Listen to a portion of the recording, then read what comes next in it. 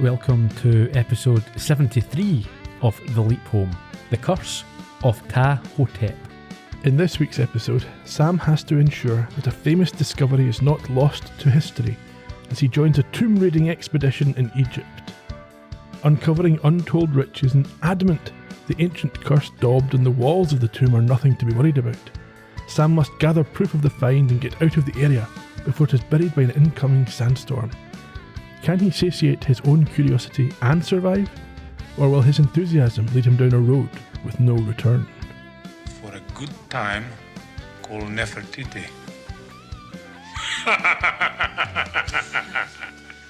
Good evening, Ian. Have you had a good time? Not with Nefertiti. That guy enjoys his own jokes as much as you do. A man of class and taste. I really like this episode that we're about to talk about, by the way. I know that you have indicated previously to me that you did not. Yeah, it wasn't my scene. It borrowed some of the worst aspects of Indiana Jones, but I like the tone, the feel of it. I like the conclusion. Thought it was good fun. And we're almost at the finish line for season 4. It's in sight. Before we chat about the episode, what have you been up to? Oh, I was watching you on telly. Where are you? Yeah. Again? Well, just that one time. Oh, the snooker, you mean? Yes. Yes. That was we embarrassed ourselves last week by trying to predict the outcome of a very unpredictable tournament. We've edited that, it's fine. Of course, we all knew that Jack Jones and Kyan Wilson would win it. When I was down there, as you know, I bumped into a very pleasurable 15 minutes chatting to one of our long-term listeners. Devoted listeners. Yes, Morton Bryan. Very nice chap. I was down with my dad. We spoke to him outside and we chatted football and snooker and life in general. Get on to status quo. We didn't talk about status quo, no. Wasn't time for that. That was something for the next time. Something for the next time. But yeah, very nice guy. I saw him, and you did as well. He managed to get tickets to the final, I saw, because his Morton shirt was in display for us all to see, next to the guy with the pink shirt. I noticed him a few times, so well done, Brian. If you were watching the snooker final, the guy next to the guy in the pink shirt, that's a listener of ours. I also went to see The Fall Guy the other day there. Heard good things. Loved it. One of these, I didn't even know until the other week there or the other month that it was being produced. I mean, it came out of nowhere, The Fall Guy. I loved it as a kid. And it had the potential to be terrible, but it wasn't. That's good. It was fantastic. You're a big Ryan Gosling fan, generally. I think everyone should be. He's brilliant. Yeah, well, he's very good. Yeah. And Emily Blunt as well. She was really good. But with not such a big star in that role, it would have just been really, really bad. Right. But he can sort of... I've not seen the Barbie movie, but I've heard he's good in that as well. He's got some charisma. The almost saved La La Land. I love La La Land. There you go. I thought that was amazing. But the Fall Guy, you should go and see. If you like action with a nod to the past, but you don't have to. I mean, you haven't seen the show, have you? The Fall Guy, no. No. The whole time, all the way through, I had a smile on my face. That's good. Great fun. Took the wee man, he loved it as well. Talking about La La Land, that reminds me of one of my favourite outtakes from Between Two Ferns. Do you ever watch Between Two Ferns? I've seen a few of them, not all of them. There's a good one with John Legend when he says to him, do you think your performance in La La Land opened the door for white people to explain jazz to black people? That's a great show. Folks should watch Between Two Ferns if they don't already. It's not still going, is it? I don't know, but there's plenty of it out there. There is. Before we get into some ancient Egypt, let's run through the social media stuff quickly. We are at Leap Home Podcast on Twitter, Facebook and wherever else you might like to find us. Show notes are available at theleaphome.com, and every episode of this podcast is available 1 week before it comes out in the podcast. If you visit our YouTube channel, Columbo Podcast Productions, you can leave thoughts there if you want. You can like it, you can subscribe, and even get notified when the next one comes out. Ready? I am, are you? Let's crack on.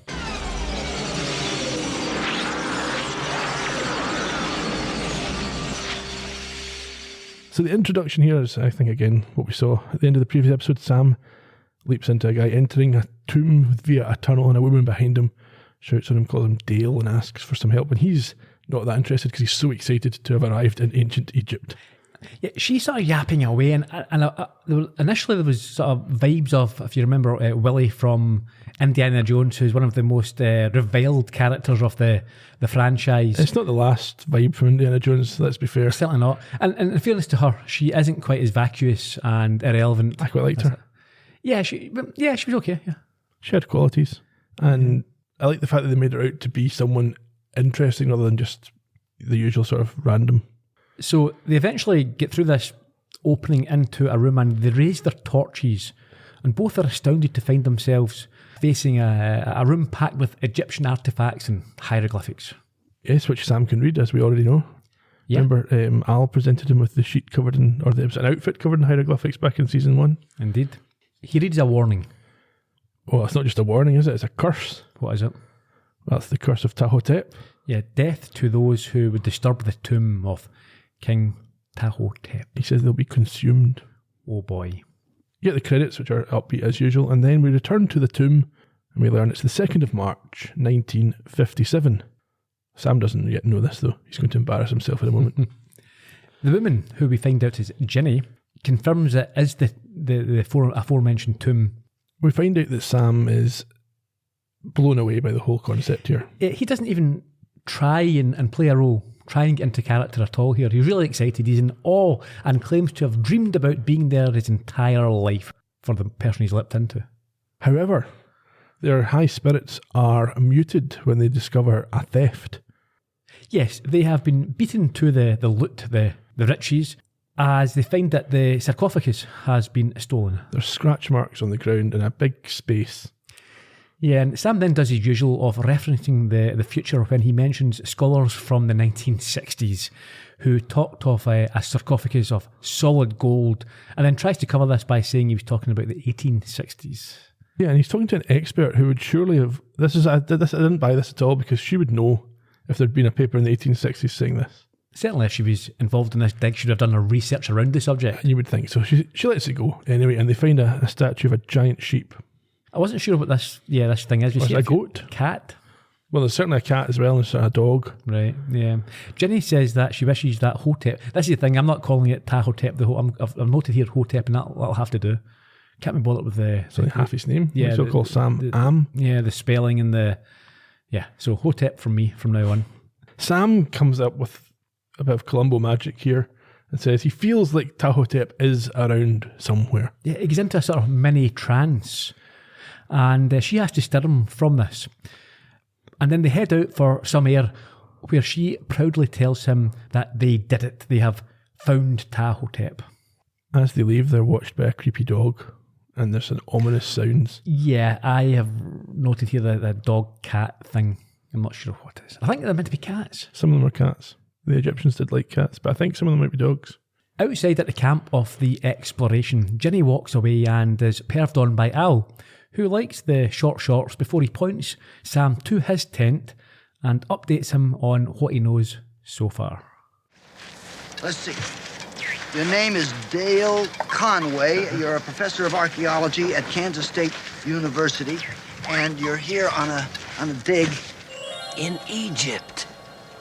in Egypt. In Egypt. Listen to me. You're not gonna believe this. We just found the tomb of King Ptah-Hotep II. It's incredible. Go inside. Go inside. It's incredible. Well, Ziggy says it's unbelievable because this has never been reported. Then I didn't just forget about it. Well, no, as of 1999, it's never even been discovered, ever. Anyway, you're here on an expedition with one Ginny Will. She's a professor of Egyptology at... Ginny Will's from Brown University? Yeah. That Ginny Will? Oh, my... She's famous. I mean, I read all of her papers. Well, okay, She's brilliant. Here it comes. Wait a second. Here it comes. She and Conway disappeared on a dig in 1957. That's this dig. And they were swallowed up without a trace. As for anyone who will disturb the tomb of King Ptah-Hotep, death will swallow him. That was one of the inscriptions we found in the tomb. I'd say he's a man of his word. No. There are thousands of inscriptions like that in thousands of tombs. It's just put there to scare the tomb robbers off. Okay, I'm scared. Let's go. No, Wicked. This is bigger than King Tut. We can't walk away from this now. I did a thesis on this guy. This is a chance of a lifetime. Well, so's inventing a time machine. But quit while you're ahead. All right, look. Tell me exactly when they disappear. How much time do we have? Sometime between now and March 15th. That's when the authorities become alarmed and they start hunting for you. Well, the way to find out what happened is to stick around. Oh, sure, yeah. And get swallowed up. Dale, time's up. You ready? I mean, at least Al is consistent in this episode with his previous belief in non-scientific mumbo-jumbo. Yeah, Bermuda Triangle and... Yeah. Although he doesn't believe in angels, but he's up for mummies and disappearing aeroplanes. Fair enough. Selective. Also, Sam apparently can remember this, an obscure, she's famous, but she's an academic in that field. She's not exactly, world famous. And his own thesis. Yeah, he can remember all this, but other times he's got Swiss cheese. And he doesn't know he's got a wife. Yeah. It's a bit ridiculous, isn't it? Convenient. It's not the last time there's a bit of convenience used in this episode. Yeah. Ginny, as we heard, comes back for Sam here, and he tries to cover up in case she's heard him speaking by saying he's practicing for what he's going to say to the press. Yes. She's buzzing at the thought of them now getting money for a proper dig before asking what happened to the bird, Gerry Lee, whose cage is empty. They soon find out what happened to the bird. What's that? Ginny lifts a coat and there's a massive cobra underneath it, which are known for eating birds. Are they? Okay. She screams and the snake slides out of the tent as two colleagues enter to find out what's going on. This was a bit Indiana Jones, wasn't it? Yeah. See, the thing is, this episode as well, there is... do you want to address it now? This sort of 80s, 90s casual racism where you're getting... Well, I've written here 2 Arab sidekicks rush in comedically, insisting that they must leave this place. It's very... And the casting decisions are questionable. Yeah. In fairness, again, it was acceptable back then, so... It's not... Maybe it shouldn't have been. No, it shouldn't have been, but it was, so they're not really doing anything out of the ordinary at the time. Yeah, well, let's blame the industry. Well, I mean, Indiana Jones is one of the most beloved and successful Welsh guy playing in Arab. Of all time, so... Al reminds Sam what happened to the guy who discovered King Tut's. I discovered King Tut's when I was a student. Yep, so did I. Many a night drinking there. Yeah, absolutely. What did happen? To the guy that discovered King Tut? Yeah. I think he got cursed and died. But Sam tries to insist that there is no such thing as this curse, and nothing else bad will happen, just as a Dr. Razul arrives outside in his car. Well, you see his car, it's literally short round scar from Indiana Jones. Yeah. The one that's used in the car chase to the airport. I recognised him straight away. You can talk about it in the trivia, but again, it's the casting decisions are probably a bit questionable. Yeah, he's not a native Egyptian, we should say. Anyway. He seems to have some power and is not happy that they have changed the location of their camp without telling him. Yeah, was there some suggestion they were avoiding him? I think so. So he's from the museum, which is funding the trip and obviously wants some sort of oversight, and they think they want to do their own thing. Of course. But to be fair, they're at the tomb, which is a natural place to have your camp. Yes. Al informs Sam that he is the head of antiquities at the museum, as you said, and they're a partner. So obviously, they do have influence, and perhaps they can dictate what happens when and where. Yeah, Ginny tries to cover their tracks by saying that they just wanted to avoid having to return to Luxor and fill out paperwork.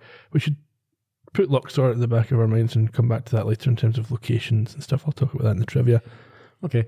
He seems initially excited to hear about their discovery, but blasts the tomb robbers and hopes that Sam's theory that Hotep is still there is correct, and then asks to visit it, to enter it. Yeah, I think the reference here is that the tomb robbers beat them by about 3,000 years, so it's maybe implying that they were more contemporary to the actual building of the tomb rather than it's been discovered by somebody else first. Sure.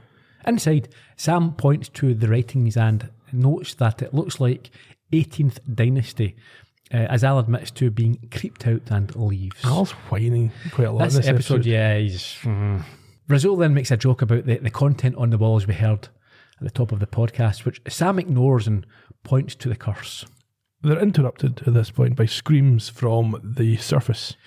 So they rush out to the supply tent and are disturbed to find scorpions crawling over the dead body of a colleague, which Al is convinced is due to this curse. If he's going to be unhelpful, why doesn't he just leave? Yeah. And come back when he's got something useful to say. Sam says it a few times in this episode, just go away if you don't like it. You're not helping, A wee bit of time passes and we see Sam yet again insisting this is not down to a curse.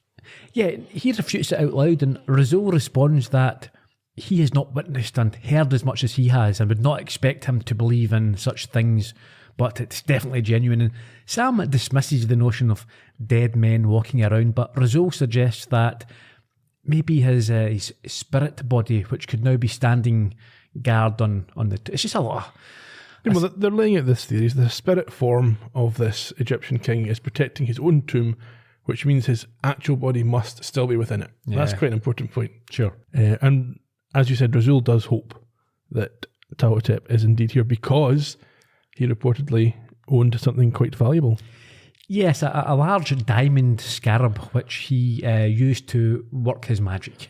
This is straight out of Titanic. Is it? The heart of Ptah-Hotep, Right. the big diamond. I've not watched Titanic. Well, it's got the heart of the ocean. It's a big diamond. Okay, don't spoil the ending. That's the start. Right.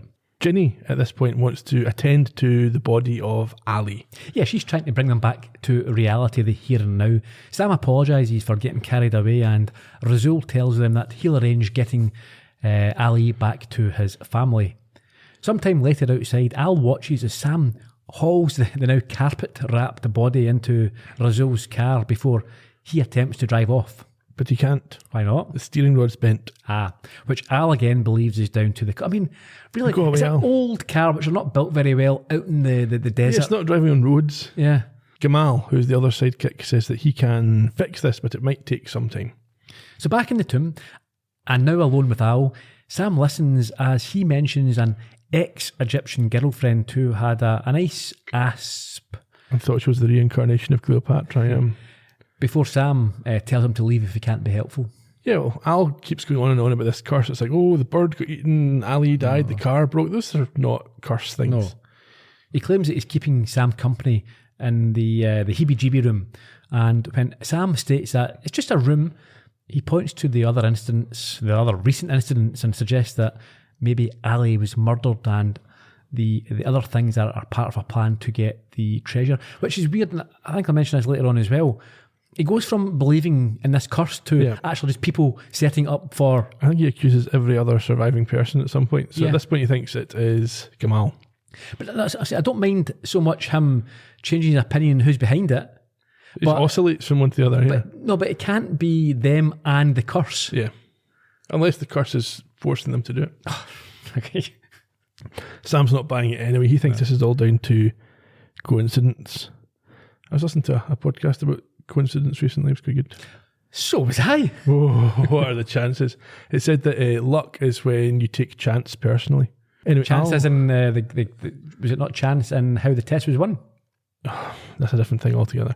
Al is continuing to advocate to Sam that they should just leave this tomb and get out of there. Yeah, he also asks him who's been most suspicious recently, and goes on to suggest that maybe Gamal has something to do with it. But Sam, he doesn't buy it and says that if Al could help him find the real burial chamber, he could leave the place that gives him the willies. Yeah, we've seen Al do this quite recently in the Roberto episode when they scanned the fertilizer factory for the hidden room. Okay, so I was watching this. Sometimes recently I've watched it first, then taken notes. Yeah. This time I was watching it live because I was at the snooker, didn't have time. Yeah. And I've noted here, Al states that he is a hologram and not a vampire, can't see in dark rooms. And I immediately wrote, what about using Ziggy to perform the spatial scan like in Roberto? But the next line says he can't do a spatial comparison test as one of Ziggy's chips acting up. This is just incredibly lazy writing. Oh no, it gets explained later. Yeah, doesn't get explained. It does get I explained. know, but I don't buy the explanation. Oh, I've got some thoughts on that explanation. We'll get to it later on. Right, okay. But he won't go as far to admitting that he is absolutely useless. Yeah, but he does say that if he goes into a dark room, he won't be able to see anything, and he also won't bump into anything because he's a hologram, so it won't be any help.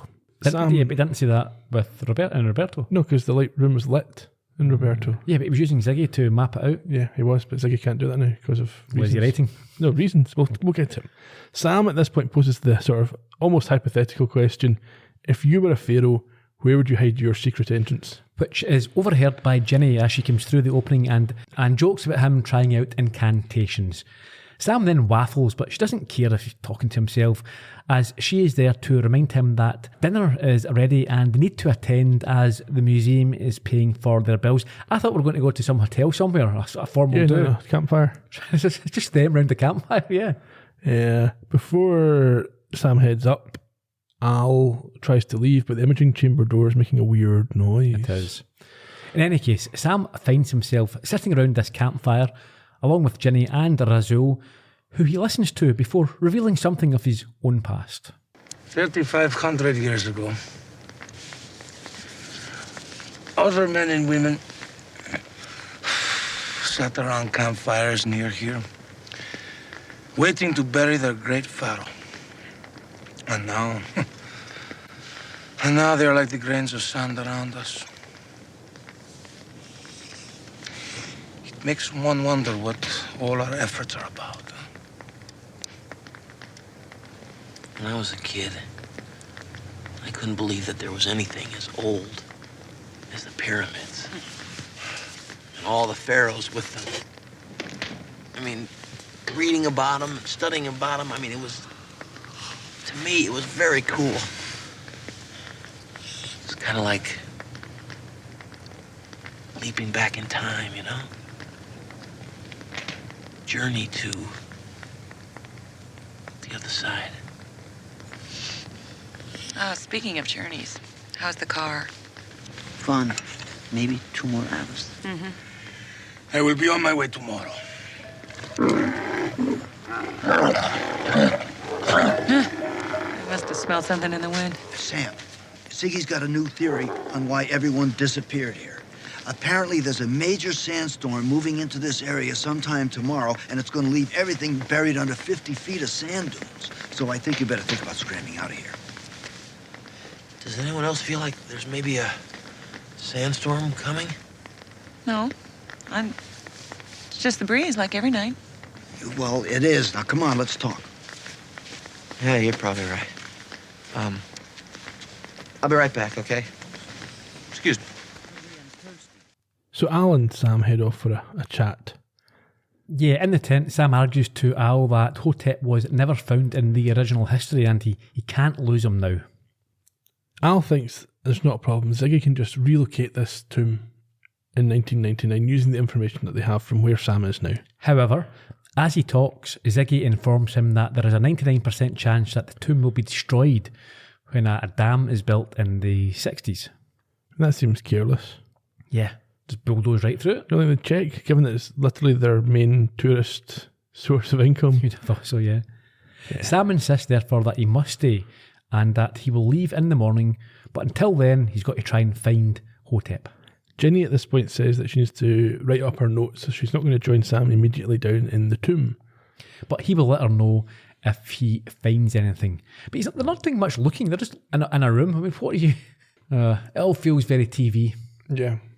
So alone again with Al, Sam considers that he may be overthinking things and wonders if the door could be hidden in plain sight. This is very, I don't know. Al references Edgar Allan Poe's The Purloined Letter, which I'll tell you about later on. And Sam recounts some of his ancient Egyptian knowledge about false doors. Yeah. And then, with a smile, he asks what if the answer was staring them in the face as he looks at an image of a pharaoh. Then he vandalises the tomb. Yeah, he mentions how a pharaoh's spirit was said to inhabit the burial chamber and how Egyptians would carve a false door which the spirit could use to access food and drink offerings in the other chamber. And he then grins and ponders whether on this occasion the false door may be the real door. And yeah, uses a big pole to start destroying the wall. What if he was wrong? He's just ruined something very valuable. You can't just get in there and start smashing up walls in an ancient tomb. And as he does it, we see all the statues looking at him disapprovingly. Yeah. However, he does break through and against Al's advice crawls into the new room. Well, I've written, we see Ginny and Razul going about their business above ground as Sam continues to desecrate the tomb. Yes. Gamal is also working on the car as we hear ominous music. And inside, he is elated to find the missing sarcophagus, but as he inspects it, he hears Ginny scream. Sam returns and to find that Gamal has been crushed to death under the car. And Al agrees with Razul that it is the work of Hotep. Oh, Razul sounds very suspicious here.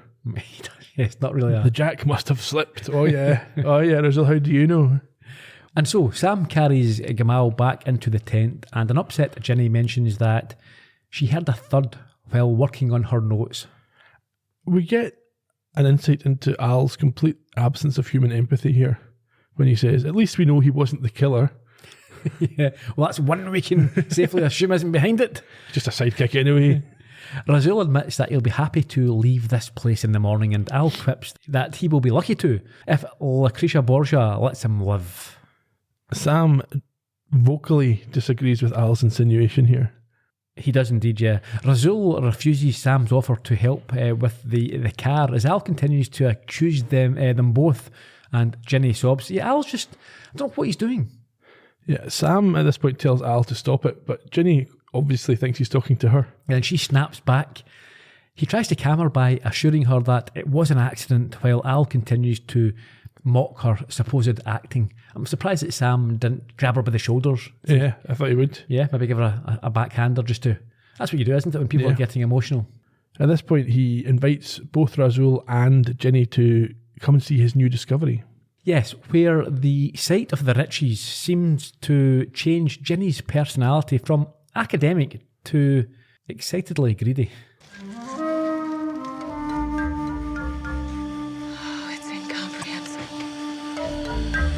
Not even Tutankhamun in all his glory had anything like this. The wealth of a kingdom buried with their god. It would take me 1,000,000 years to earn this much money. But we're gonna share this with the rest of the world, are we? Yeah, sure. It will be the crown jewel of Egypt. Let's open it. What? Yeah, come on.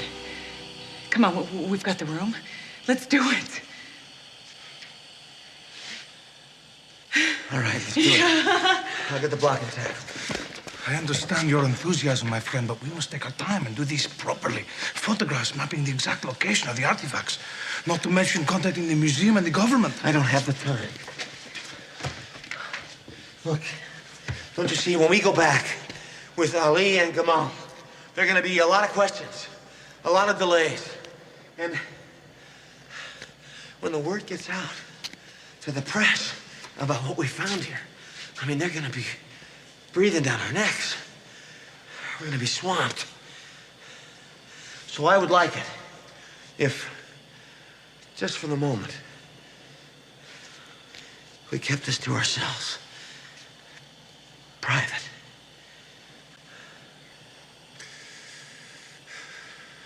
My heart hears you. Some moments are not meant to be public. I'll get my camera. Yeah.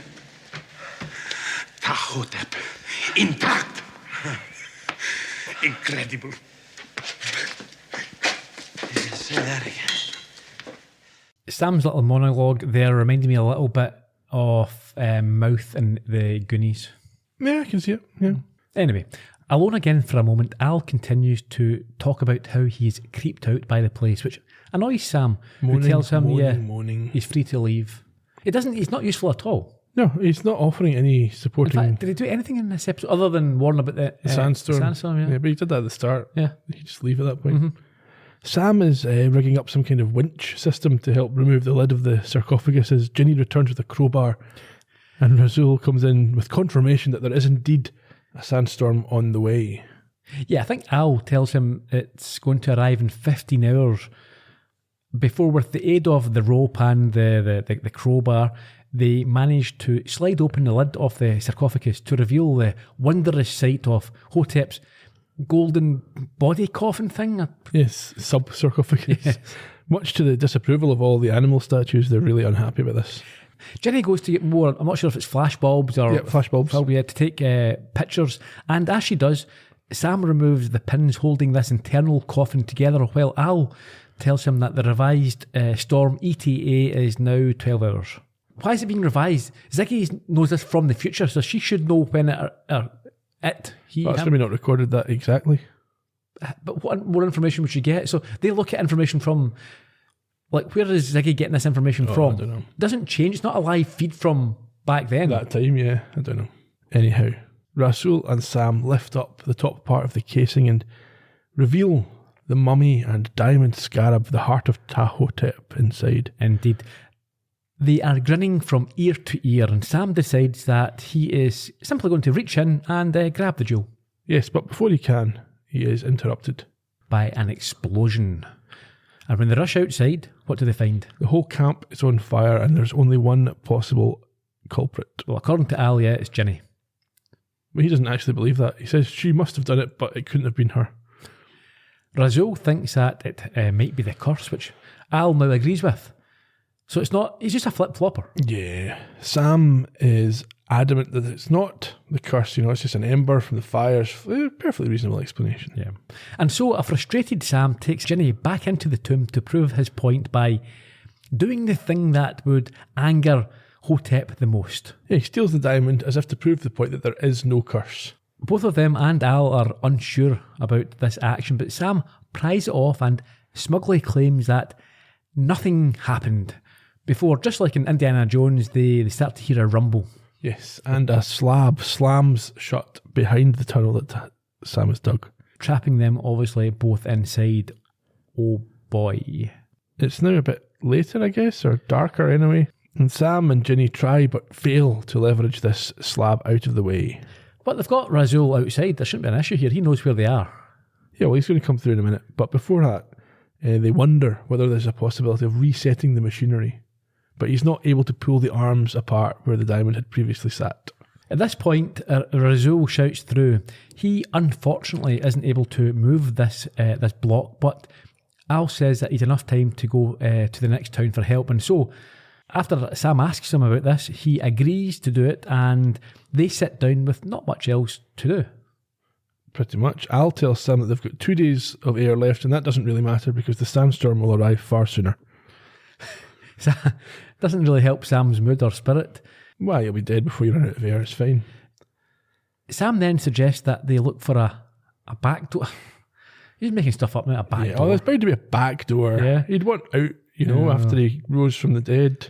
Well, Al laughs at Ginny's admission that she is an archaeologist with a touch of claustrophobia. However, he seems to talk himself into this condition. Yeah, I've said the exact same thing. Al talks himself into feeling similar. And leaves to go and find out about the room designs and booby traps. However, he can't. Why not? Well, Gushy tells him the door cannot be opened. He's effectively stuck inside with Sam. Well, he's not. He's in the imaging chamber, but yeah, he's stuck seeing what's happening to Sam. Yeah. And at this point, Ginny decides to open up to him about her suspicions, and Sam returns the sentiment. There was a point there, and, it was just for a second. What? You're gonna hate me for saying this. What? I thought that you might be behind all the stuff that was happening. Me? Yeah, well, I know, it sounds crazy, but the gold, the glory, a lot of people have done a lot more for a lot less. Yeah, well, for a while I thought it was you. Me? Uh-huh. Just for a second.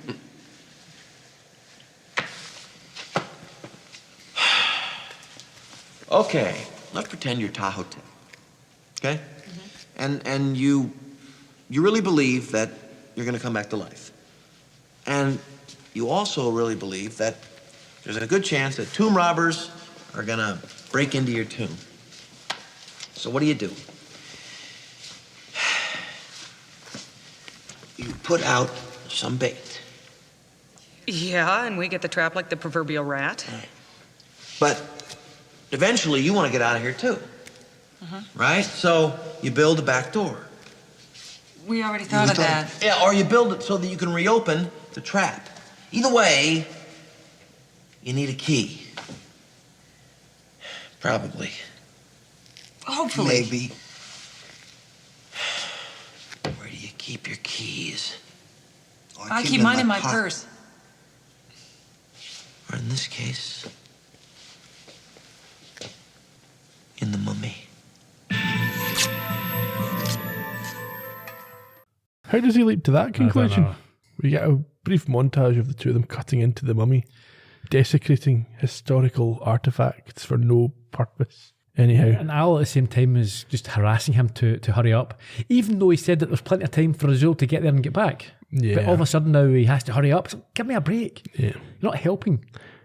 Ginny noticed that once they're through the bandages, there's no incision marks on the body. Normally the organs would have been removed. It's a bit unusual. Yeah.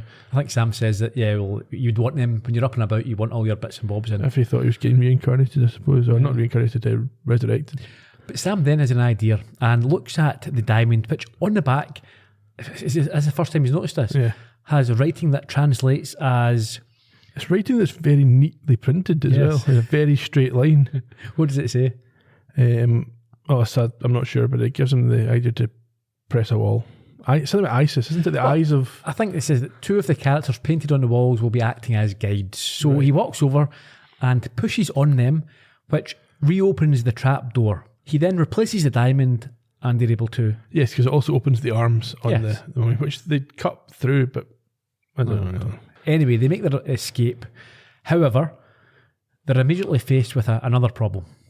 Yes, again, straight out of a 80s movie, we've got Rasul has turned on them. He's not gone for help, but instead waiting outside with a gun to shoot them in the face. Yeah, he admits that he didn't go for help, for aid, in order to get the riches. But how was he going? What was his plan? I don't know what his plan was. Because they're inside there, and he knows they're trapped. He's got to wait. Yeah, he doesn't know how to get in. He needs them to come And out. he knows the sandstorm's coming. Yeah. Anyway. However, he denies killing the others. Can you believe him now, though? I wouldn't believe him, though. And claims that he thought one of them was behind it all, so they're all suspicious of each other. He also wants to take the money or the monetary value of these buried riches for himself. Yeah, I think at this point he's now open to murder. He's going to kill Oh, yeah. He's turned. He says, I was a good guy, but yeah, that's a lot of money. He forces them back into the tomb and asks what set off the booby trap and how they get back out. Sam explains to him that they shouldn't tempt fate twice, but what he did was he took out the heart and then he returned, basically the plot of Moana. Okay. And so Rasul takes the diamond himself, but is distracted by the rumbling of the door closing, which allows Sam to use one of his famous karate kicks and knocks it from his hand. I think it's the gun he knocks from his hand. And which allows him and Jenny to slide through this tunnel in the nick of time before the slab falls. And they're outside. Al sort of starts the episode wrap up a bit prematurely. He tells Sam that he and Jenny are never able to find the tomb again, but has no information on what happened to Rasul. Inside, though, we hear from Rasul that he can't put the heart back, he can't pry the arms apart. Now, at this point, Sam's told that the storm is due any second. That's very accurate, isn't it? Well, those 12 hours flew by. It certainly did. So Sam, however, can't leave him to die down there. He tells him about the 2 characters on the back wall, which will open the door, as Al reveals that the problem in the imaging chamber was caused by a new program Ziggy had received. From Egypt. Oh. Well, we'll talk about this when we get to the end. Okay. Rasul presses the wall successfully, because I thought maybe it wouldn't work for him. Yep. But it does. However, he is interrupted. Yes, as the wall is moving, he screams in fright when a decrepit hand grabs his shoulder. This is very Tales from the Crypt. I don't know. This is The Mummy, I guess. See, these are the type of shows. Again, I wouldn't mind. In fact, maybe you can tell me this is what happened. If this was a special Halloween episode, I can put up with it. I can accept it. But we're now blurring. The show is definitely starting to jump the shark here. Well, as you've far as had I can angels. tell. Yeah, We've had the devil. We've now got mummies. appear to be running out of ideas. And curses. However, Sam and Ginny aren't done yet. They want to know what's going on. Why is he screaming? So he sends Alan, despite the fact Ginny's standing right there, I can hear what he's saying. Yeah. He sends Al to investigate. Who returns after a few seconds with a shocked look in his face and says that Hotep is killing him. That's unfortunate. And more unfortunate yet is that Hotep's coming for them too, because the block starts to climb. And so in a panic, Sam orders him out and states that Rasul is dead and then leaps. It seemed That's a bit premature, isn't it? yeah, weird. Like, what was he there for then? What was the trigger? Stop them getting killed by the sandstorm. Is that it? Yeah. Yeah. So it's a very unsatisfactory episode for me, this. You liked it, but I I didn't. did. And we should quickly note he leaps into a stand-up comedian and delivers an "oh boy" as a punchline after a heckler is put down by his collaborator. Mm-hmm. That's the end, yeah. Yeah, so that's my first question. It's a bit of an abrupt ending. They could have tightened it up a bit earlier on and had a proper finish, maybe. Mm-hmm. Yeah, I didn't enjoy it. It's not my thing. I suppose I'll be perfectly honest as well. Indiana Jones, I sort of watched it, but like I was far more of a Back to the Future fan. Yeah, I It's like not- Indiana Jones. Yeah, I mean, I've watched it several times, but I just don't get the urge to put it on. I can't remember the last time I stuck it on myself. If it's on TV, I'll watch it. Did you see the most recent one in the cinema? No, that I've was not seen good. that, yeah. Right, so let's talk about this curse. Oh, do you I have think to? the implication is that Ziggy was affected by the curse. This program from Egypt was the curse reaching forward in time to stop Sam getting the help that he needed to escape. Okay, well, again, it just supports my belief this is a nonsense episode. And it doesn't... Well, you can't establish rules for curses. They can do what they want. But then, what was cursed and what was not cursed? Who died because of the curse? Who died because of an accident? Yeah. I don't know. See, I'll be honest. It's not clear. I don't care. It's all a lot of nonsense to I think me. the implication is it was all the curse, but if Was that's it? the case, why were Sam and Ginny allowed to leave the chamber? Don't care. Don't like it. Won't watch it again. When people did like it when you talk about it. Yeah, I don't care. I don't have an opinion. I've not thought about it that much. You give your opinion then. Well, my opinion is it's implied that it was the curse that did all of it, but I think Ginny did it. Okay, let's go with that. And if she is the true killer, has Sam changed history by helping a murderer to survive who died in the original history? Don't know. Don't care. This originally aired on the 22nd of April after a 1 week break, directed by Joe Napolitano, 12th of his 12 episodes. If you want to hear more about him, go to the podcast for Pool Hall Blues, written by Chris Rupenthal, 10th of his 10 episodes. To hear more about him, go to the podcast for Good Morning Peoria. Ginny Will, played by Lisa Darr. This was her only Quantum Leap. She's also in things like Ellen, ER, The West Wing, and The X-Files. She's now 61 and hasn't got any screen credits since the pandemic. Dr. Mustafa El Razul was played by John Kapelos. This was his only Quantum Leap. You recognised him from The Breakfast Club, where he was Carl the janitor. He's also been in a lot of things. Forever Night, The Shape of Water, Weird Science. One of my favourite recent shows, The Umbrella Academy. He played Jack Ruby in that. He's now 68, still acting. Ali, who was the first one to die, played by Shem Jarafi, his only Quantum Leap, also in things like Murder, She Wrote, Seinfeld, the Israeli version of Sesame Street, and more recently Black Adam. He's now 70, still. Blackadder? Black Adam with The Rock. It's a DC universe one, I don't know. No idea what that means. He's now 70 years old, but remains active. Gamal was played by a guy called Ali Dean, his only Quantum Leap episode. He's also had background roles in a few things like ER, Alias, Shameless, but his last screen credit was in 2011. As I just said, this was the final episode for either Joe Napolitano or Chris Rupenthal in terms of writer director. I think they both did. One of them did some producing. Rupenthal did a lot of producing in seasons 2, 3, and 4. But they previously worked together on The Boogeyman, which is a similar sort of idea, and The Last Gunfighter, which we enjoyed earlier this season. So that means between them they contributed to 19 episodes, but neither of them were contributing at all in the final season to come. Similar to The Boogeyman, this episode's got a reputation for being cursed itself. Reportedly, there were earthquakes in California both during its initial broadcast and its first repeat. So they're blaming a TV show for that, are they? It was the curse Right, okay. of Ptah-Hotep. Good. This is one of the few leaps outside of the USA. Obviously goes to Egypt here. We've got the one we went to a plane to Barbados. Yeah, we mentioned that before. It's not a lot. He doesn't get out of America much. No, why not? The leap. He leapt into an American, I think, anyway. Passport control. In truth, though, this was actually shot in a quarry in California. When they talk about the hidden door in plain sight, Al compares it to The Purloined Letter by Edgar Allan Poe. That was the last of 3 short stories you might enjoy about a fictional detective called C. Auguste Dupin, published in 1844, and in this one the case revolves around a letter that's been hidden in plain sight. An Egyptologist from Carl Berkeley was hired to make sure that the hieroglyphics were accurate, but some extras were added by the set team, including a Bart Simpson, the Rolling Stones logo, and a pharaoh puffing on a cigarette. I didn't spot them, but it's not high enough definition. If anyone did, feel free to point them out to us. In terms of the Egyptian himself, there was a real Ptah-Hotep. He wasn't a king or a pharaoh. He existed in the 25th century BCE, i.e. longer before biblical times than we are since them. Yeah. He was only a vizier, though.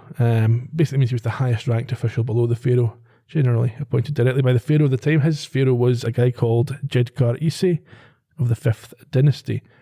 He was for a long time considered to be the first author of the first book called The Maxims of Ptah-Hotep. It contained advice on various matters from table manners to maintaining your wife's beauty. As relevant today as it was. It's 5,000 years ago, yes. Ptah-Hotep's mastaba or tomb is at Saqqara, which is south of Cairo to the west of the Nile, but 800 kilometres from the site of this episode, which is near the Aswan Dam in Luxor. In real life, discovered in 1850, designated D62 if you ever want to visit it. In terms of things that we learned, Al dated an Egyptian woman who had a snake. In respect of on this date, 2nd of March 57, Israel withdrew forces from the Gaza Strip. Time is a flat circle, bound to happen again soon. Tom Jones married his wife Linda, remained married for 59 years until her death in 2016. Yeah, she was 16 and he was 16. Yeah. Different times. Harry E. Soref, who invented the padlock, died. And on the 6th of March, Ghana secured independence from its British colonisers. I've only got the number ones. In the UK and the US, it was the same. It was Tab Hunter with Young Love. So next week we've got Stand Up, where Sam has to simultaneously play matchmaker and fend off the mob. So, we'll see you in 1959. Until then, Cheerio. Bye-bye.